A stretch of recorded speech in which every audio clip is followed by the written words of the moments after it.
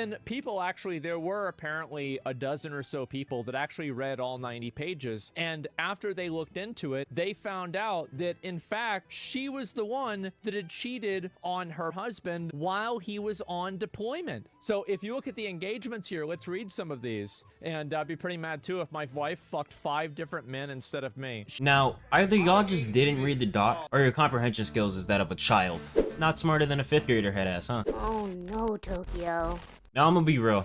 I was very hesitant to make this video, considering I literally made a video saying I'll probably do shit like this less. And there's many other videos, probably out by the time this is out, that goes balls deep in this situation. While I will summarize the document as best as I can, keep in mind, it's 90 pages, so I might miss a few things. Link in the description, please read for yourself. For those that are confused, I'm talking about Fruit, Vshoujo's VTuber. She recently put out a document detailing her abusive relationship. I'm making this video because of the weird reaction it got, because a lot of niggas became very victim blamey based on the allegation of Fruit cheating on her abuser. I don't know if the cheating is factual or not. However, as a nigga that has been cheated on, I am in no way defending the act of cheating. But let's not sit here and say cheating is worse than abuse. Like, are y'all tweaking? I have a question, my dear viewer. If you get cheated on, will you A, leave, or B, abuse them? I see your little monkey brain going to work now, huh? Also, let's be real, most of these people probably didn't read everything, because on page 10 and the screenshots following it, it shows bro trying to pressure Fruit into unconsented baby making, with the ultimatum being that he'll just baby make with another girl. But why? He literally threatens to cheat on her if she wasn't down for some CNC action. Like, what the fuck are y'all defending right now? Now again, don't expect me to go balls deep. I mean, look at the length. I'm definitely not going balls deep with that.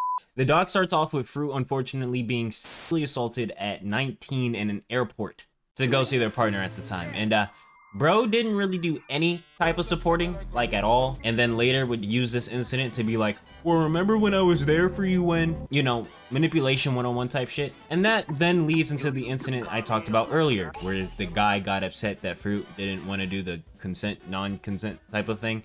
And the dude literally just threatens to cheat on her, which is like, why would you do that? Why would you do any of that? Fruit explains that she has dyslexia. And while at the time it wasn't diagnosed, dyslexia would mess with her memory of certain things. Now, the dude would call her names, like the R word. Shit is not cool. Intergalactically, that shit's not cool. And basically anything that mocks her intelligence. And when she did get diagnosed to prove to him she had dyslexia, the nigga cried like a baby, basically saying that life is unfair on not giving him a quote-unquote functional partner or whatever the fuck. He's also seemingly homophobic because he started tweaking when Fruit watched an anime with a gay couple.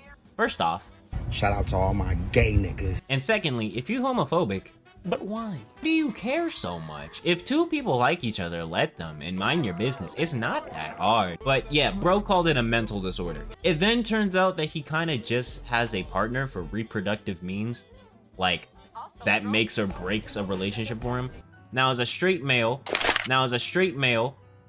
I feel the scope on my face, hear me out. I like women, they're great. I was raised by them, a lot of my morals come from the women in my life. If for some reason my partner just can't bear a child, I would not just break up with them. Adoption exists, my niggas. You can like get a surrogate or something, you know. Basically what I'm trying to say is this guy's a piece of shit, you know. And even kind of bashed her for being in a tough spot mentally. Now you're probably wondering, well, why didn't Fruit leave? Well, bro would pull the I'ma listen to low tier god card, if you know what I mean. It's a common tactic among abusers. He also said the engaging with LGBTQ shit would threaten his career in the army, which just isn't true. And even so, you could just join the Navy. Now Fruit details that bro really only cares about the devil's dance and completely disregarded her mental health. Thought he was literally drinking to feel better at this point. Now, this has its own section because I don't think a lot of people made it this far in the doc, but marriage wasn't really a marriage. There was no ceremony, no dress, nada. Just fucking paperwork to sign, really. And bro probably only did this so he could live off base in the house he got from his ex-wife. Oh yeah, he has an ex-wife, which is not surprising at all. But basically, the way the doc outlines it, it feels like marriage was a means of control and not love. I love you. To be honest, that's kind of how I see it as well. And when Shotty was over at the crib for like vacations and shit, she was just a maid that would just get yelled at if she fucks up even a little bit. Bro would also want to join bank accounts, which is like red flag as fuck. You don't mess with the bread, that's for sure. And when Fruit went to her mother about the whole thing, he was tweaking out. And also, Fruit's mom is the go for real.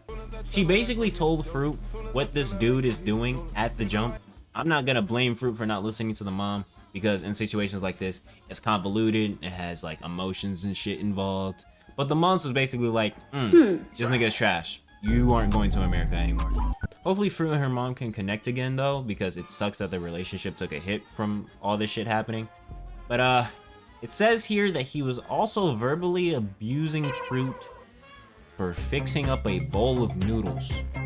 Why would you do that? So basically, the stove was being wonky and she had to fix it to start cooking and shit. And she was also getting help from the other students that live with her. Keep in mind, she's still in university back in her country. She doesn't live in America.